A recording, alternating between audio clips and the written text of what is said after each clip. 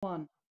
will enable the teachers to acquire the skills necessary to address contemporary developments in higher education. The target for this particular course are the teachers in graduate courses and postgraduate courses.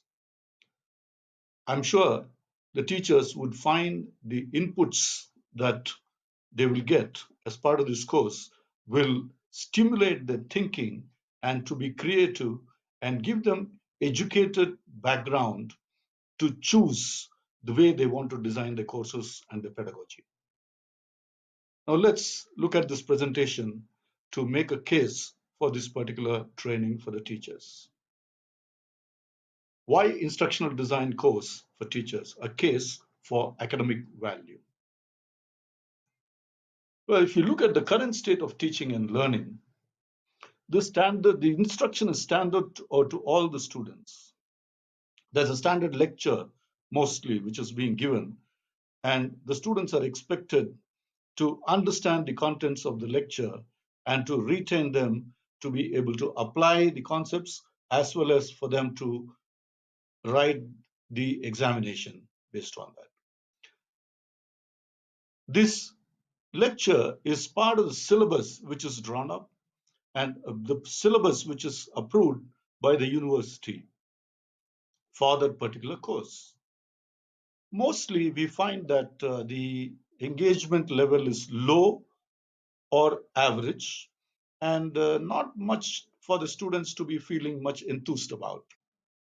And the examinations are also based on strictly the syllabus and do not go beyond the scope of the syllabus to give the opportunity for the students to exhibit their own skills and knowledge. Now, how has now, learning changed over several decades? If you look at the past, while the learning scenario has changed, the way the students learn through the generations has changed, the teaching, in fact, has remained almost the same throughout the last couple of decades or more. Now, the student learning spaces and habits have become varied. The students do not learn only inside the classroom or from the textbooks or from the notes that they take, but their learning occurs from various other sources, including the internet, the discussion forums, and their own access to many websites, which provides them information on the particular topic, such as Wikipedias or certain industry websites, certain experts, and such kind of knowledge which is provided to them on the topics that they are interested in. Secondly, the expectations from the industry has become more acute. The expectations have become more sharpened. Industry needs skills which are evident in the students that graduate from these courses. Now, that is becoming more harsher by the day, and hence there is a need for the students to anchor their learning more focusedly on the industry expectations. The students themselves expect much different things today from the course or from the teacher. They expect the course to give them contemporary information. They expect the course to give them information which would add to the information that they would find from other sources. They expect that the course will really give them the skills that they could showcase effectively to the industry to get good placements. The technology itself has had a lot of impact on this course delivery and learning. Technology has enabled 24/7 access to the students. The source of information is coming from many websites and the internet. Students have started learning through mobiles. There are many more opportunities for the students to learn from, such as the social media and their own the blogs and Facebook, WhatsApp, YouTube, and such applications, which they can access from anywhere.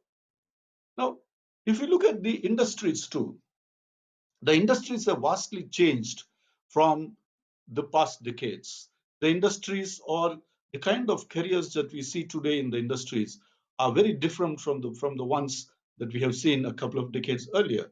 Today's jobs and the industries and the technologies are very unpredictable, and the shelf life have become much shorter. That means the obsolescence rate has become much faster for the products and services which are available in the industry today. So, the ability to be more creative, innovative, face challenges, be comfortable with ambiguity, and to be able to collaborate and learn and to connect their learning to the products and services that can be sold in the market is becoming very important today. Now, the nature of the knowledge and learning and skills itself has changed vastly. Knowledge itself has become very dynamic. There is nothing called absolute knowledge. Knowledge keeps changing on the minute basis. There is a constant inflow of knowledge from everywhere, and there is a huge amount of knowledge that is getting accrued on minute to minute basis today. So the fast changing nature of knowledge and the revisions and the modifications and new knowledge coming in is it's such a flux that it becomes almost a very complex system to be able to be comprehended and to be able to make sense of for the students. The learning and skills appropriately need to change. It cannot be still based on the single lecture that is being given in the classroom, and we would expect the students to understand and to be contemporary in their abilities to absorb the knowledge as well as to apply them in the work and in the world. Now, that brings us back to looking at teaching as a scientific profession. So, there is a change which is required in the perception of the teacher and the teaching as such. Teaching has to change to be more contemporary. Teaching has to be modified, or it has to come to a stage where it is dynamic enough to handle the kind of complexities that are coming into higher education, the industry, and in the technologies that we are encountering on everyday basis. But there needs to be also a large amount of accountability and accuracy on the part of the teacher today in providing the students with inputs and facilitating their knowledge building from various sources. The students may acquire knowledge from various sources, but it's probably the responsibility of the teacher to be able to give a sort of a reference and support the integration of this knowledge into a useful entity for the students. Now, documentation of practices and research are today needed so that you can keep track of the change in the knowledge that is accruing and your own expertise to be showcased in a better manner. It is while the teacher is teaching the subjects, the teacher is also a big learner in the process. So it's when necessary that the teacher is able to document his, her, or her own practices and research and to be able to update the knowledge therein. Now, so far, the assumption has been, especially in the graduate courses, that if a teacher is good in subject knowledge or if a teacher has a PhD, the teacher would be good enough to teach. But that is slowly being knocked down today. It's not necessary if the teacher is just good in the subject knowledge. It helps, of course. And many people come into the teaching profession because of the passion and they absorb innate skills of teaching or they're able to learn as they work on the job. The experience teaches them many things and they become very good teachers.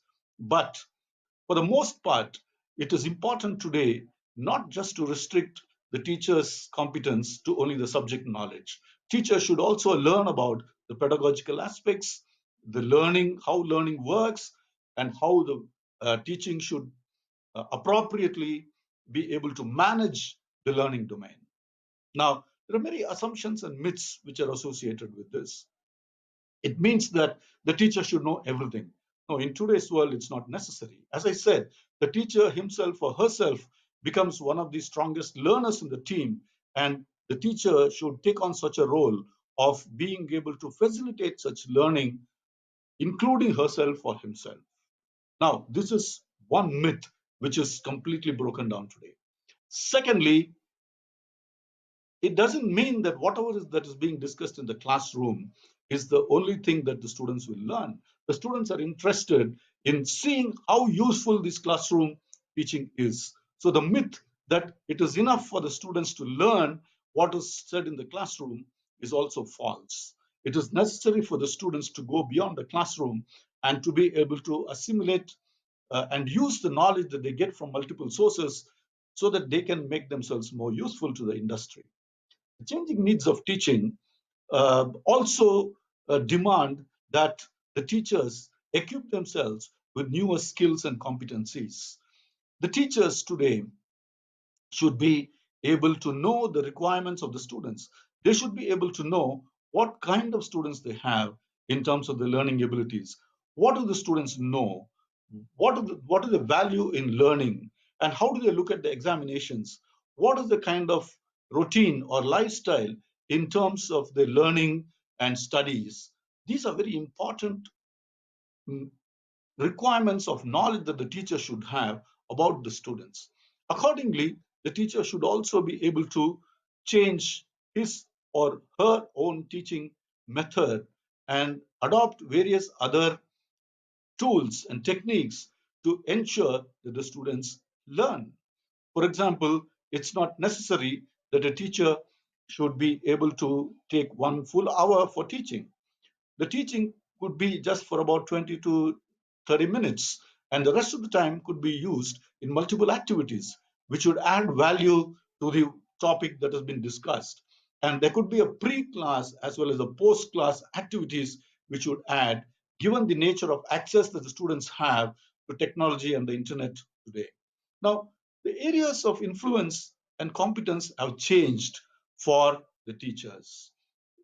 Teachers are not considered as the sole repositories of knowledge, but the teachers are increasingly being looked at as a well-wishers, as support for the students to learn, and a good reference point for the students to validate their own knowledge, and as a guide for the students, rather than somebody who's just transmitting a lot of knowledge to them all the time. So, in terms of competence, apart from the subject knowledge and to be able to be excellent in communication skills, the teachers would also be required to be good listeners, have good counseling skills, mentoring skills, coaching skills, training skills. Now, these are becoming very important for the teachers to develop as skills in order to be successful in their own profession. Apart from this, the teachers should also be a very good designers of the entire scope, the entire canvas of learning and teaching that exists before them. Now, need for formal learning and training is become very acute today. There are 1.3 million teachers in our country who are having less than 5 years of experience. Now, these teachers would need a lot of help and would appreciate inputs coming from, from the university in terms of support and their professional development. Now, the kind of techniques, tools, knowledge that would be required for the teachers to be able to ramp themselves up fast towards effective support and delivery to the students should be given in a formal manner, maybe as a training or a workshop or an extended project that is being taken up by the teachers so that they can see success for themselves. Now, if we are in the age of data. Data has become extremely important today. You need to be making predictable projections. You need to be making a predictable process based on the data and information that's available. And we should have the techniques and tools of analytics to help us in this, and so that the teachers are able to take informed decisions on the progression of the course as well as the learning outcomes that would be required. Now, here is a concept that I wish to introduce, which is design thinking and design as a profession. When you look at design thinking, It's primarily about empathy. It's about empathy with the users or the learners, to put ourselves in the shoes of the learners, to understand and look at teaching from their perspective. Now, that is the starting point for design thinking. Now, design thinking is also a problem solving methodology. Now, design thinking requires a lot of creativity, innovation, and experimentation, which has not been the case so far. There's a lot of need for creative expression from the teacher, research, innovative methodologies, and innovative content which is to be used in delivering the course. Now, this comes by constant experimentation, trial and error, and learnings which accrue, which would gradually take the teaching to a much more focused level. Now, a focus on the learning outcomes and effectiveness of each session that the teacher is involved in is very important. The session, the teaching should actually become as a service, and it should be looked upon as a utility rather than just as a sort of a delivery mechanism to the students. The students should actively look forward to the inputs that they are receiving from the teacher and to be able to use them effectively to improve their own learning. Now, given the fact that critical thinking and problem solving are extremely important to be inculcated in the students, there is also a need for a lot of experimentation from the teachers to explore various methods of teaching or various methods of learning. It is only the lecture that would come. There are multiple methods of learning that could be used: discussion groups, presentations, field work, experts, webinars, and discussion forums, and many such technology enabled options are available. So, putting them all together requires identification of these technologies and methodologies, and to be able to articulate this in the process of teaching effectively. Of course, as I've said earlier, this needs to be learner centric. The teaching has to become completely student oriented, student centric. The initiative has to be with the students to take the discussion forward. The teacher should get the classes going and take a back seat, but be actively participating in the discussion to ensure that the discussion goes towards focused learning outcomes. So that kind of a facilitation is very much required, and that requires precision design. Now, customization and personalization. Gone is the time when we were looking at a lecture as a standardized delivery mechanism. Now, what is required is an adaptive mechanism, the realization that the learning abilities and the focus and the motivation of the students would be varied, and the teacher should be able to customize the knowledge inputs to students as necessary. Now, the lecture then becomes only part of the delivery, and there are many more things that the teacher could do in order to provide this kind of adaptation and customization or personalization of the knowledge delivery to the students. For example, the lecture could be just for 20 minutes. The discussion group could happen where the students are, some of the students would participate actively and learn more from that.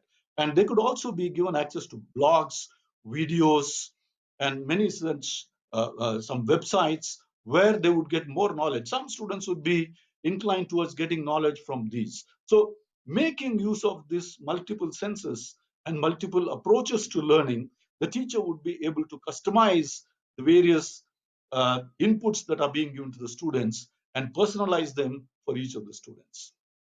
Now, what is necessary for the teacher is also important to make sure that the student experiences are taken care. So the teacher must be aware of the various touch points with which the teacher is able to influence the learning of the students, and to be able to manipulate them, or to be able to uh, build them in such a way in the teaching process that the students are taken towards effective learning outcomes.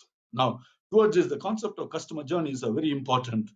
The mapping of the learner journey is critical for this particular exercise. Now, given this is the kind of design thinking that we have discussed, we can probably identify clearly teaching as a design profession.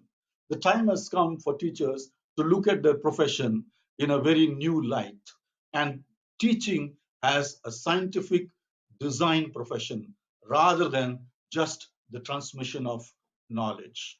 So this would include the design of curriculum, design of the course, the design of content, pedagogies, make a conscious mapping of the student learning journey, pinpoint and identify the points of learning experiences, identify and make sure the skills and outcomes are well articulated in the plan, decide upon the appropriate communication and collaboration opportunities, and look at teaching as a service design profession.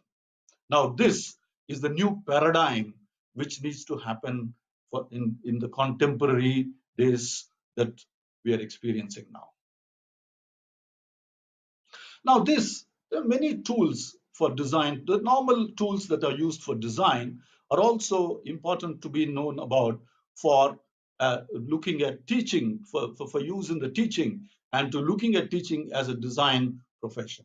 The teaching, of course, could use scenarios, personas of students, analogical thinking, visualization, simulations and prototypes, and competing constraints in terms of some of the tools which can be used for design for teaching as a profession. Now we'll look at these tools in a separate session, and I'm not going to go into much of details on these tools as of now. Now, instructional design is a field which has been around for a long time, but 70% of the knowledge of instructional design has been in the corporate training field so far. It has not yet caught on, especially in our country so far, but the time has come for the teachers to be aware and to equip themselves as instructional designers. Now, instructional design goes beyond the profession of teaching. Instructional design is the design of the instruction. So the instruction could be in any scenario. It could be in forms of the content, the teaching itself, or it could be as a training, as coaching, as counseling. Any type of instruction would need a design. And that is the profession of instructional designer that we're talking about. Now, as an instructional designer, there are certain knowledge components and skill components that are very necessary for teachers to equip themselves with today. The first is knowledge of the learning theories. The evolution of learning and how the learning process works is very important for them to know. Then there are the ID models. There are many instructional design models which these teachers should know about so that they would be able to articulate the design of the teaching effectively. Now, there's the instructional design process itself. How do you analyze the users or the learner's needs?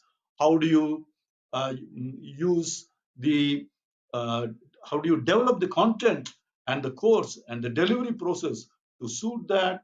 Then how do you implement it, execute it effectively, and how do you evaluate or get feedback regarding this? So the instructional design process itself is something the teachers should become very familiar with. And there are multiple technology tools today. It's not necessary that everything would be an expensive tool, but there are many tools which are either available free or within the reach and access of the teachers. And now it's very important that the teachers know about these tools and they're able to use these tools effectively in the design of their profession.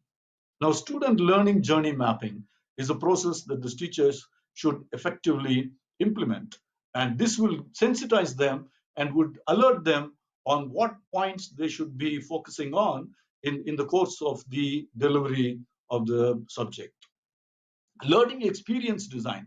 This is a little above than the student learning journey mapping, which is identifying what kind of experience the students would undergo at each of these points.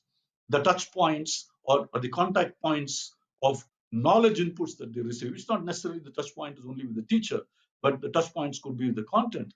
The touch point could be with any of the other resources itself in the entire learning journey. Now, learning environment design. Now, this includes the much larger environment of the college, of the university, or the regulations in the government and the society as such. Now, how that would influence the availability and accessibility of such inputs and knowledge, and the students, how the students would be able to use these environment in an effective manner to achieve the learning outcomes. This awareness is something very critical for every teacher today. And then, of course, the students' performance analysis is key because we're still in the age where performance is assessed in terms of examinations, and it's necessary that we make sure that students see success in the examinations. And there needs to be this awareness also, which is included in the knowledge base of the teachers. Now, there are many technology tools which are available. It's not necessary that every teacher should know about everything of this, but it would help if the teachers get a little familiar with some of these tools and technology which are available, so that they will have the empowerment to choose the ones that probably fit in with their own plans and design. Now, it's not enough if you just know which technologies are available, but you should also know how to choose the appropriate technology and what are the use cases and affordances each of these technologies offer, and how do you effectively onboard the use of these technologies in the classroom or outside the classroom for the benefit of the students and in your own teaching delivery. Now, data analytics is very important in instructional design. This is being informed, being empowered. Data and information are critical for us to be able to take educated decisions. So, the teacher should be sensitized about data literacy and culture of data that we should be looking at. And they should know why data is important for teaching, what kind of data or sources of data they should be looking at, and how to make sure that this data is accessible and available for them. Sources of data, the macro data and the micro data. The macro data is for the classroom as a whole, for the university, for the course. The micro data is about each student, about each topic that is being taught, how this would be effectively used in the plan.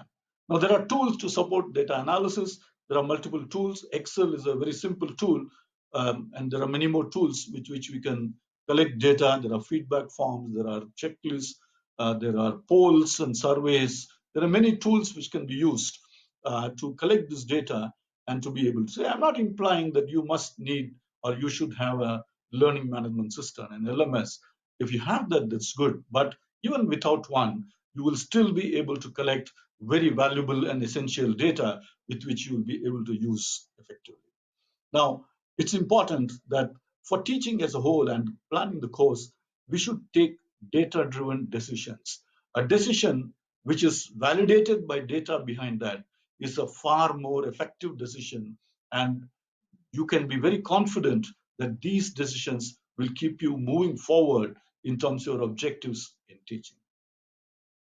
Well, that's all that we have.